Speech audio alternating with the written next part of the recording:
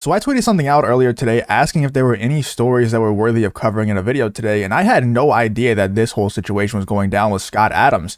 This Scott Adams situation is pretty wild. He's been saying some pretty out there things. I don't know exactly how I feel about it because I literally just discovered this story. So we're going to react to this kind of together. I did read through the articles and I did see the Elon Musk response already, which, you know, it's an interesting response. It's an interesting situation that's developing here. And I think it could blow up into something pretty big if, you know, people keep defending him and then certain people keep attacking him. We'll see. Maybe Scott Adams will get hired by a different, you know, by somebody else who is trying to support those types of people. Maybe even Elon Musk will end up hiring him for some reason, or maybe just vouch for him to get hired somewhere else. I don't know. So far, my opinions on this whole thing is that I understand, I guess, a little bit where he's coming from, but at the same time, like, dude, you just can't say stuff like that, man. Like, even if you're thinking it, just don't say stuff like that, bro. But let's get into the story so you can know exactly what I'm talking about. Newspapers have dropped the Dilbert comic strip after a racist rant by its creator. And it's kind of small text, I know. I'll zoom in a little bit for you. The Washington Post, Los Angeles Times, and other newspapers across the country say they will no longer carry the syndicated Dilbert comic after cartoonist Scott Adams urged white people to get the hell away from black people. He uttered his racist advice during his online video program last week, during which he labeled black people a hate group. Adams opens the episode discussing the presidential bid by Republican multimillionaire entrepreneur Vivek, I don't know how to say his name, man. The 13 minutes into the video, Adams began his screed by citing the results of a recent public opinion poll conducted by the conservative-leaning Rasmussen reports. By telephone and online, the group surveyed 1,000 American adults with this question: do you agree or disagree with this statement, it's okay to be white? The report found that 72% of the responders agreed, including 53% who are black. Some 26% of black respondents disagreed, and 21% said they are not sure. The poll also found that 79% of all respondents agreed with the statement, black people can be racist too. The statement, it's okay to be white, has been repeated on right-wing websites and speeches. Anti-Defamation League has announced it as a hate chant. Of course, you know, anything that, anything that the right says, you know, if they say it repeatedly, it'll be eventually called a hate chant. So I don't know. I don't know anything about that. I have never honestly heard that chant before in my life, but maybe I'm just sheltered. I don't know. On his YouTube live stream program, Real Coffee with Scott Adams, the cartoonist said the results of that poll demonstrate the country's racial tensions and can't be fixed. Adams previously claimed that he was a victim of racism in Hollywood and corporate America. He was also a vocal supporter of Donald Trump. Well, there you go, man. That's why. For 3 decades, he produced his comic strip Dilbert, which satirizes office culture. According to Andrew McMeel's syndication, Dilbert appeared in 2,000 newspapers in 65 countries and 25 languages. Adams has made news for other controversial statements, including questioning the accuracy of the, not saying that word.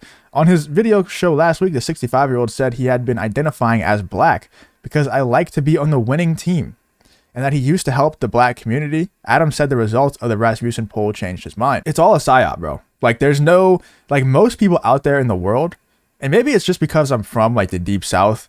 You know, I've been around a lot of black people. I've been around a lot of, like, different races my entire life. Like, it's just been completely normal. I think a lot of people who are from other states, up north, more specifically, I think he's from somewhere in New York.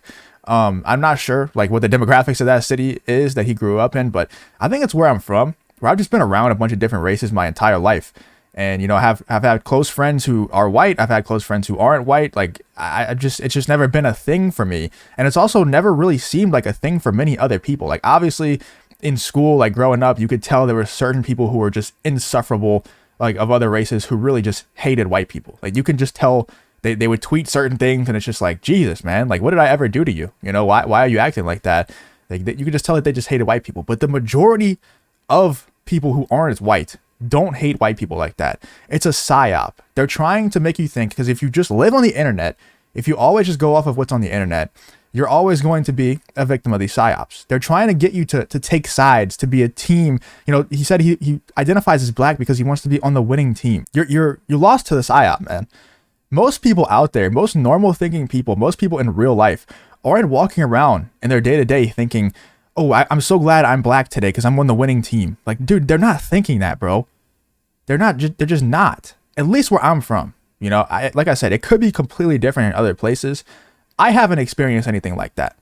I get called a racist. That's the only outcome. It makes no sense to help black Americans if you're white. It's over. Don't even think it's worth trying. That's what Scott Adams had to say. I'm going to back off from being helpful to black America because it doesn't seem like it pays off. I get called a racist. That's the only outcome. It makes no sense to help black Americans if you're white. It's over. Don't even think it's worth trying. Yeah, that's wild, man. I think what's happening here is he probably has been tired of seeing what's on the internet recently. I don't want to make any assumptions, but I'm gonna just go ahead and assume that he doesn't interact with many black people in his real life day to day, and that could be why. Because I think that if he did, he wouldn't think this way. I know I'm kind of taking like the SJW side of this thing. You know, it's kind of weird. I'm usually on like the, you know, what people would call like the extreme right whenever it comes to this kind of stuff. But I don't think I'm there. But that's just what people call me whenever I'm, you know, reacting to this kind of thing. But for this situation, I think he is being like a little bit too harsh. I could kind of understand where he's coming from. Like, it does seem like that, you know, whenever you're trying to get jobs or stuff, there's all the laws that make it easier for people who aren't white to get the jobs. And not even just laws, like, you know, people, especially if you're a white man, because you want to hire women, you want to hire women of color, you want to hire people of color, you want to hire all these people before you hire white people. So, you know, it is tough for sure. It is getting tough. But I think that he was probably on the internet and he's just tired of seeing these things. He probably, you know, got yelled at on the internet for being white a few too many times, and he's just a little bit emotional about the whole situation. And now he's taking an emotional stance. That's never what you should do, man.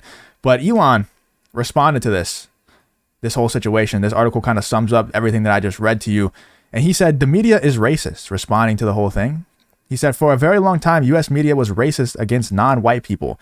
Now they're racist against whites and Asians. Same thing happened with elite colleges and high schools in America. Maybe they can try not being racist. I mean, he's not wrong, man. Like, you know, it's really hard to get jobs. It's a lot harder to get accepted into colleges when you're a white man. That's just facts, man. Like, because we just don't have any laws protecting us. There's no benefits, because you don't get to say that you're diverse in workplaces if you just have a bunch of white men working for you. So it is a lot harder. But at the end of the day, man, like, what are you going to do? You're going to just play the victim card and say, like, I'm going to identify as black so I can be on the winning team. And there's no point in helping black people because, you know, they're just going to hate me no matter what I do.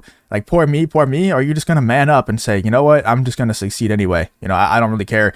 I'm just going to do this anyway. Because in the real world, people aren't thinking like that, dude. People aren't like, you know, I don't think anyway. Maybe I'm completely wrong. And if you're black in the comments and you think I'm completely wrong and you think that it's a team versus a team, let me know, please. Because I'm not walking around in my daily life thinking, you know, that, oh, there's a black person, he's on the other team. And I haven't met I have met a couple of them in my life. But like I said, I've been around a lot of non-white people throughout my life because of where I grew up.